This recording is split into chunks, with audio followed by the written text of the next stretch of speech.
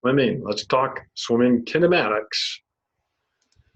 So you've already watched swimming kinetics, and now we're going to do kinematics, the study of motion. I'll tell you that doing either kinetics or kinematics in the water is very hard because of the water. During swimming, we have to, if we're videotaping swimming, we have to deal with refraction, sort of like this straw in the water. The light gets bent a bit as it enters and exits the water. And we have to account for that if we're doing motion capture of a swimmer. The good thing is currently there's more technology coming out to quantify swimming kinematics using wearable tech like accelerometers that are put on the wrist, on the back, on different parts of the body. And so it's really an interesting area to see some of the swimming kinematics develop. Kinetics of swimming, that's also hard because we've got electrical stuff, and just like this person using electrical in a pool, it's not a good thing. You might end up needing a little bit of help if you drop the drill in the water or if you fall in the water. All right, so swimming consists of 4 strokes: butterfly, backstroke, breaststroke, and front crawl. Typically, we'll say freestyle to mean front crawl, but technically the stroke is front crawl. Freestyle, a freestyle event, you can do actually any of the strokes in that event.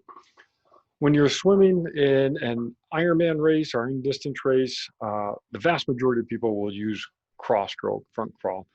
Every now and then you do a little bit of breaststroke, maybe a little bit of backstroke, depending on how fast you're trying to do the swim and if you're just trying to complete it versus compete. And then a polar bear. I don't know what the polar bear is doing, but so butterfly, backstroke, cross stroke, breaststroke. We're only going to focus on cross stroke because that is the way that you're going to do a triathlon or an endurance swim. So if we look at the time to complete 100 meters, and we look over the years, we see this world record going down and down and down. Okay, swimmers keep getting faster and faster and faster. Why is swimming getting faster? Well, there's a number of things that are going on. One, our understanding of training, and that happens for both men and women, by the way. I just showed the men's data, but it happens for both men and women's data. And I only showed a 100-meter event. There's all different events, but just 100 meters to show that over years, the swimming has been proven in terms of performance. Training, nutrition, technique, from the arm perspective, the kick perspective, even breathing techniques. These are all being better understood in terms of performance. Equipment has continued to change from pool design, water filtration, water movement in the pools in terms of the way that the gutters are built or the way that the water jets re-enter water into the pool.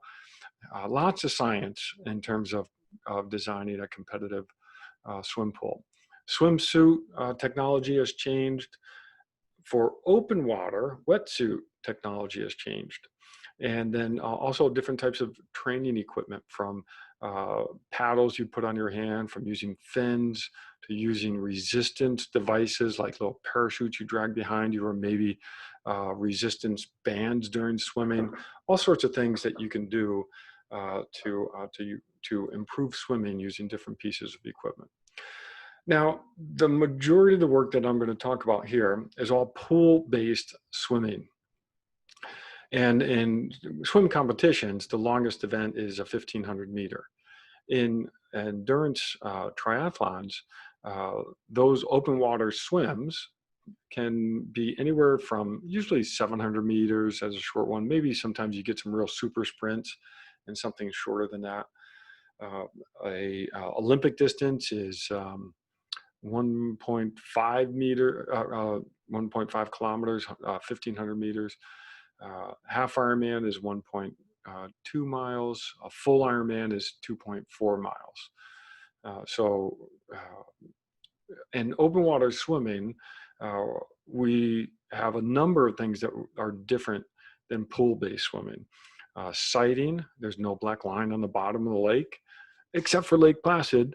Lake Placid actually does have a underwater line that you can follow. And it's there because they do a lot of crew racing. And so they have a 1K distance measured out with a line under the water. So it's just sort of convenient for an Ironman race to be there. And you can actually spot and track the line going out in one direction. So it's sort of neat. But in essence, in general, you do not have a line to follow. And so you have to pick your head up to sight. You have waves to deal with, and you've got other swimmers that you got to deal with. And you're not always swimming straight. Sometimes you're going off at an angle. Sometimes you have to turn. So there's lots of things that go into open water swimming that I'm not really going to get into in this presentation, but we can come back and talk about later. All right, so where are the biggest factors happening for improvements for swimmers? It's technique has changed a lot over the years. Our understanding of swim propulsion has changed, and swimsuit technology has changed pretty dramatically. In fact, swimsuit technology changed so much that they actually started banning certain types of swimsuits that were giving swimmers too much of an advantage. Wetsuit technology in open water swim continues to evolve, and there are wetsuits that are much better now than 10, 15 years ago, and certainly help swimmers complete and compete in events. Terminology for swimming, we talk about the X beat kick, or the number of kicks that happen during a stroke cycle, and two typical rhythms are 2-beat kick or 6-beat kick. 2 beats are 2 kicks, one left, one right per stroke, and a 6-beat kick is 6 kicks per stroke. Another term that you'll hear in distance swimming, it's very common to use a 2-beat kick, and especially in triathlon, because you're not trying to use your legs as much during the swim. And if you're using a wetsuit, you really don't need to be kicking much at all, because part of the benefit of a kick is to bring the lower body upwards and reduce the frontal area that you'll have during swimming. So you're reducing drag force. But by wearing a wetsuit, you can actually lift the lower extremity without any real muscle action. Early vertical forearm is another term you'll hear a lot. This is in reference to the swim technique. It's also known as high elbow. It's the catch and the early pull phase of the swim stroke, sort of as illustrated right here with this swimmer. This elbow is higher than hand. I know that sounds sort of silly. It's almost always going to be higher than the hand. But the concept is to keep this elbow high relative to the surface of the water and try to get this forearm vertical as early as possible. What does that do? That actually increases the area of the arm pulling through the water, or pulling on the water. That increases drag force applied to the arm, and that increases propulsive drag force. All right, so technique is a big part, and early vertical forearm is a big part of improving propulsive drag force. Okay, some other terminology: bilateral breathing. That is the ability to breathe on both sides of your swim stroke, either on your right or your left. The other term that people often confuse with bilateral breathing is the breathing pattern. Breathing pattern describes how frequently the swimmer is taking a breath. So you can take a breath every stroke. So breathe right, breathe left, breathe right, and so forth. You don't do that continuously, but there are times where you breathe every stroke. You can breathe every third stroke, breath, breathe right, left, right, breath, or every fifth stroke, and so forth. There's a lot of coaching tips on types of breathing pattern. In general, breathing is good. And when you're doing endurance events that last 30 minutes, maybe an hour and 50 minutes, your breathing needs to be very comfortable and rhythmic during the stroke. If I'm doing an event like a 50-meter cross stroke, a sprint, well, now I'm going to really pay attention to breathing pattern during that type of event. In fact, at 50 meters, I'm not going to breathe at all. 100 meters, take some breathing. 200 meters, maybe a little bit more. But 1,500 meters or 1.2 miles or 2.4 miles, I'm going to breathe. I'm going to have a breathing pattern that's very comfortable. We'll talk at some point probably about the benefits of bilateral breathing in open water.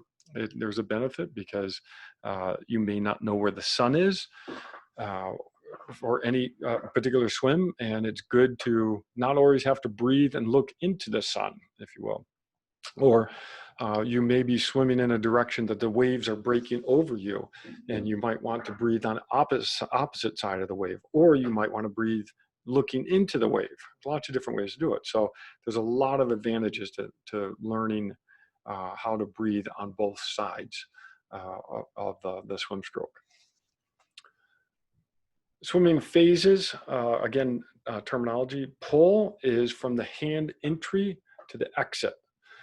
Now, really, we're not pulling the hand through the water.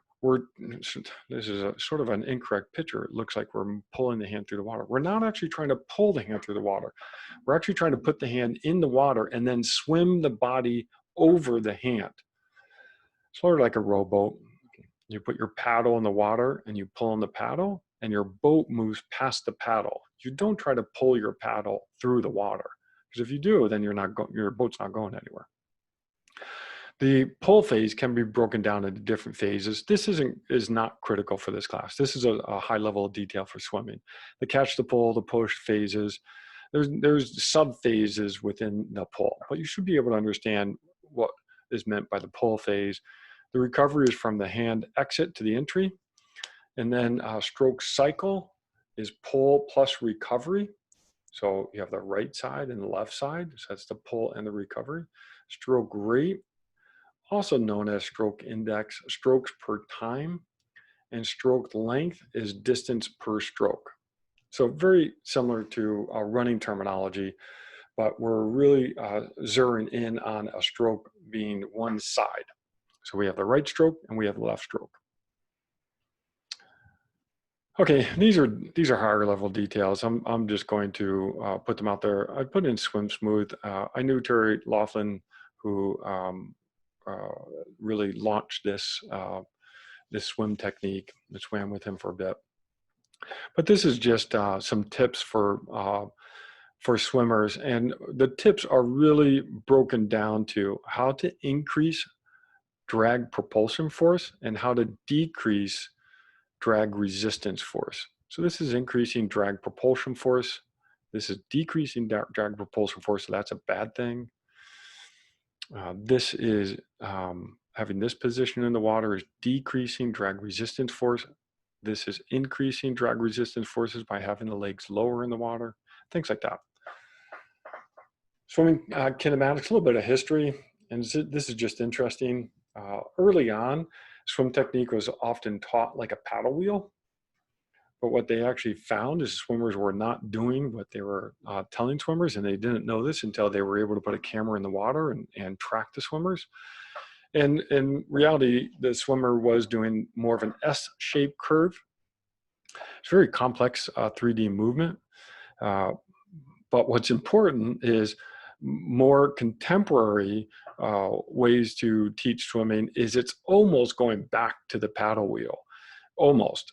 And that the main difference being that you are trying to maintain this elbow as high as possible versus having the arm straight here, like shown in this picture. So the contemporary way to teach swimming is a combination of paddle and S, but you really don't teach the S-shaped curve. This just naturally happens the way that your body moves through the water and moves over your hand. And it does become a bit of a function of the reference frame that you're looking at, whether you're looking at a spatial frame. This would be the hand movement, and you can see here the hand would enter the water here and then exit the water here. So the swimmer's body moves over the hand. All right, so the swimmer later on will be positioned over beyond this arrow here. These are just different strokes, different kinematic patterns of different strokes. The key with each of these is now to get an early vertical forearm and increase that frontal area to increase drag propulsion force. And also to increase the engagement of certain muscles, especially large muscles in the back. Okay, so basic kinematic descriptors: stroke rate, stroke length, and velocity. Oops. Velocity is the product of stroke rate and stroke length. Strokes per second, or hertz, are the units for stroke rate. Stroke length units are meters per stroke. So if we do our velocity units, we do stroke rate times stroke length, and the stroke term goes away, and we're left with meters in the numerator and seconds in the denominator, so meters per second. So just an illustration of stroke length. And then if you have stroke rate, you can figure out how fast the swimmer's going. These are just some data. This is velocity here, and this is time, and this is from some research down here. And up here we have hand velocity for the left hand and hand velocity for the right hand. And here we have forward velocity of the swimmer overall. Okay, so what's important here is to recognize that the slower is slowing down, and the swimmer's speeding up, slowing down, speeding up, slowing down. Trying to understand this pattern is actually really helpful to understanding swim technique. The hand is also moving relative to the water, and you see it's actually still a positive velocity. That's because this is taken relative to the global reference frame, or think about the pool floor or the pool deck. The hand is still always moving forward. You're not trying to pull the hand backwards through the water. You don't want the hand to move backwards. This is just some data looking at the velocity vector, 3-dimensional as well, 2 dimensions here, and what direction it's pointing during the swim stroke. Let's see. This is the graph I'd like to look at. So this is velocity of the swimmer, time over here, and then just different phases of the swim stroke. And again, really important to see the swimmer slowing down, speeding up, slowing down, speeding up, slowing down, speeding up, so forth. This slowing down is because the drag resistance force is greater than the drag propulsion force. The speeding up is because the drag propulsion force is greater than the drag resistance force, and so forth. All right. We're not generating a lot of propulsion once the hand enters the water, but our swim technique is important to try to reduce the drag resistance force as much as possible. So we try to minimize that slowing down that happens with each stroke. We also try to work on our technique, so we increase the drag propulsion force as much as possible. So it's this constant interplay of increasing, decreasing velocity for swimmers. This is just a different picture of the same thing. Here's the swimmer and looking at the hand, and then slowing down, speeding up, slowing down, speeding up. Point where the swimmer starts to accelerate forward is that point, obviously, because this is a positive slope for velocity versus time. That's a positive acceleration. And I won't go into detail here. It's not important to know these details, but it is good to know that you can start to describe running technique based upon the swimmer's velocity profile during strokes. This is actually happening with some wearable technology I talked about. So I know a company that's created a wearable tech device to put on the back of the neck, and all they're doing is tracking the velocity of the swimmer during a stroke. And then they're going back and describing that swimmer's profile based upon the velocity of the swimmer. And then you try to do some certain things in terms of technique. You work on body, kicking rhythm. You look on length of in-sweep. You talk characteristics of the stroke itself, and you try to adjust the swimming profile so that the swimmer overall is faster. Okay, these are just some data showing that stroke technique is influencing velocity. So here, using stroke rate to describe stroke technique. So faster stroke rate, slower stroke rate. Again, this is pool swimming. Velocity on each of the y-axes here, and then these are just different strokes: butterfly, breaststroke, backstroke, cross-stroke. These are just different swimmers. And you can see here, the fastest velocity is at a stroke rate that's not maximum, but it's clearly not a low stroke rate, right? So one of the pieces of information that swimmers talk about, not only in competition pool, but also open water, is that you generally want to train to have a faster stroke rate. Not at the expense of swimming poorly, but a faster stroke rate will typically lead to a faster swim velocity. And you can see that happens with each of these strokes. Relationship between stroke rate, stroke length, and velocity, it is complex. Um, it is complex because you actually have a kick, and the kick can influence this relationship between stroke rate and stroke length. For example, you can go across the length of the pool and not take a single stroke. So your stroke length could be 25 meters, which would be sort of silly. But that's part of the problem is in understanding this relationship is that the kick does contribute to propulsion, and therefore our stroke rate, stroke length relationship with velocity can get a little bit hard to understand. But in general, the fastest swim is at an optimal combination of stroke rate and stroke length, but it's lower than what the maximum stroke rate or maximum stroke length could be. If I kick one length across the pool, I'm not going to swim as fast as I possibly can. If I try to swim across one length of the pool with as high of a stroke rate as possible, then I'm not going to have the fastest velocity. It's the optimal range, but leaning towards the faster end of stroke rate. Yeah, negative relationship, meaning if you increase one, you decrease the other.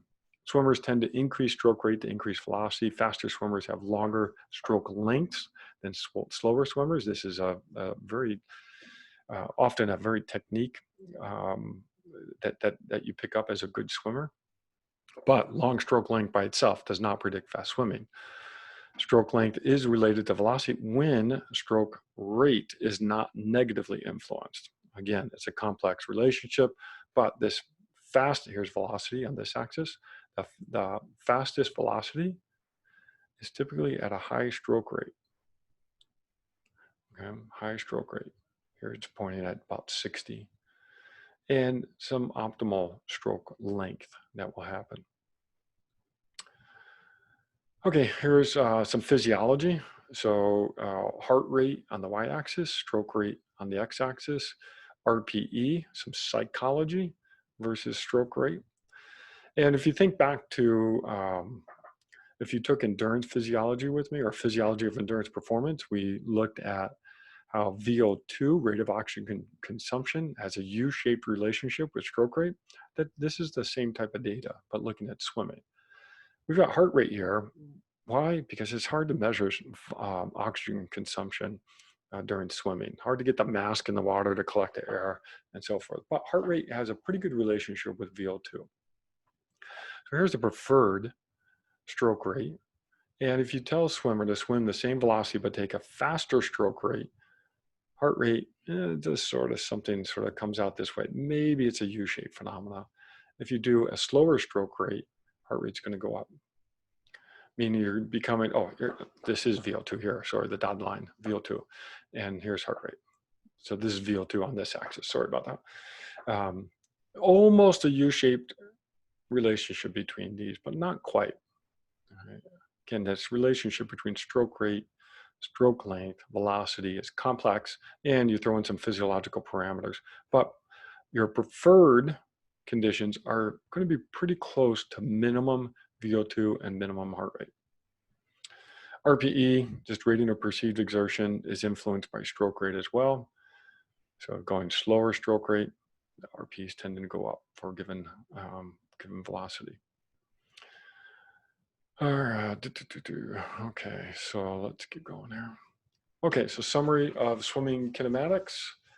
Went through some phases, some patterns, some stroke rate, stroke length, velocity relationships. The economy, that's what I'm actually talking about here with VO2, looking at economy of swimming. I actually didn't cover variability, so scratch that. Fastest swim at optimal combination of stroke rate and stroke length, but lower than the maximum stroke rate, stroke length. Swimmers tend to increase stroke rate to increase velocity. The limitation of all the work that I've gone over is that's all done in the pool or swimming flume, which is like a swimming treadmill where the water moves past the swimmer. Here's a picture down here of some open water swim, the start, and you can see that it's just a mess of bodies. And it can get very complex. Anxiety level can get very high for swimmers, especially in the beginning. You're bumping into each other, you're getting kicked, you may be kicking, you may be hitting, hopefully not, but that does happen by accident at times. Lots of things going on. And you've got to deal with waves and current and what have you. So I do think that the wearable technology that's coming out, we're seeing more data for open water swims, and that's a really interesting area to be looking at. Okay, that's it on swimming kinematics. Thanks.